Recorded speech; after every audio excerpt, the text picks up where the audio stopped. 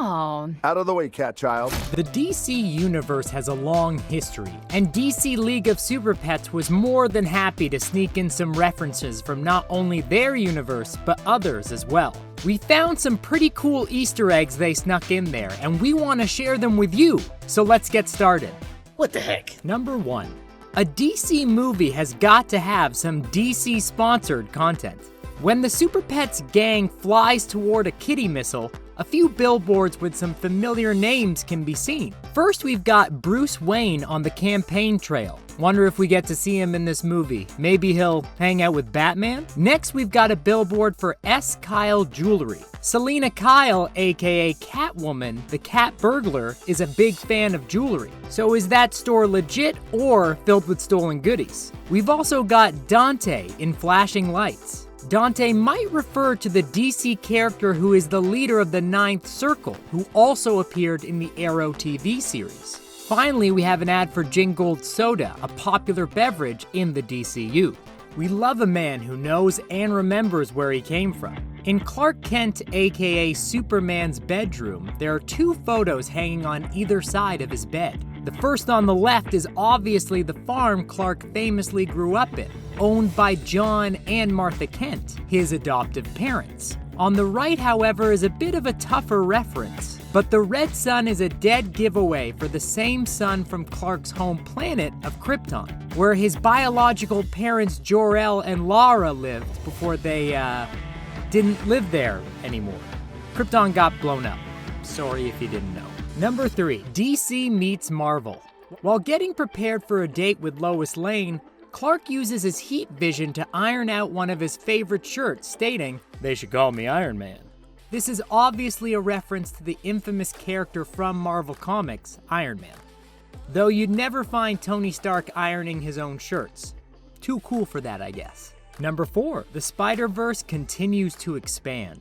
During the scene where Chip finds out he has lightning powers, we see that Merton the Turtle has some pretty sweet bumper stickers she has adorned.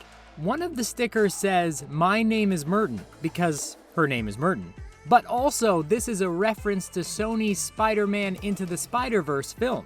Miles also has the same style of sticker all over his desk at the beginning of the film. Number 5, never skip leg day. In this shot of Superman and Wonder Woman being trapped in a very precarious situation, the famous DC speedster, the Flash, can also be seen in the top right corner doing what he does best, running. You can tell by the distinctive red pants and uniform famous for the Flash characters, as well as his super speed. Number 6, I thought you weren't supposed to feed birds popcorn? In the DC universe, it seems a popular popcorn brand, Hawkman's own, is using the face and name of Hawkman, a DC legend, for their mascot. Or it might be his own company, but Hawkman's a pretty busy hero. I'm not sure if he's ready for the craziness of the popcorn industry. Number 7, Batman Begins. Climbing some stairs. While Ace and Batman begin to describe their backstories and who they are, a winding staircase appears on the left side while he describes his past life. There are plenty of winding staircases in the world, but this staircase and shot of them does appear to reference the scene in Batman Begins, where Batman flies through the center of the stairs with tons of bats covering his descent to escape the police, using a device in his boot. Number 8, does Mad Max seem like more of a singer or a waxer?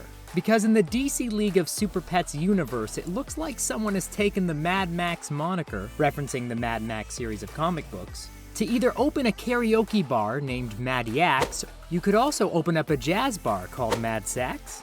Or how about a print shop called Mad Fax? I'll stop while I'm ahead. Number 9, that's one smart canine. Seems Krypto is a big fan of Leo Tolstoy, in that he's reading War and Peace while hanging out with his best buddy, Superman. Though he is reading it upside down. One could say that makes him dumb, but what if he's reading it upside down because he's so smart? I mean, he's wearing glasses. It seems like an intentional choice. Number 10, it ain't a Starbucks, but it'll do. A popular brand of coffee in the DC universe sneaks into this scene as its own store, hiding behind Krypto as Chip gets frozen. Jitters Coffee is also known as Jitters Express and CC Jitters, and has recently appeared on the Flash TV series. He's super speedy and he likes coffee. Do you get it? Number 11. Ace is feeling pretty Thor about this whole situation. As Ace, aka Bat-Dog, recovers from a direct hit from a kitty missile, he regrets having his current superpower of invincibility as he continues being used as a doggy shield. He states, "Why can't I have a magic hammer or something?" Clearly referencing Marvel's Thor and his famous magic hammer Mjornir.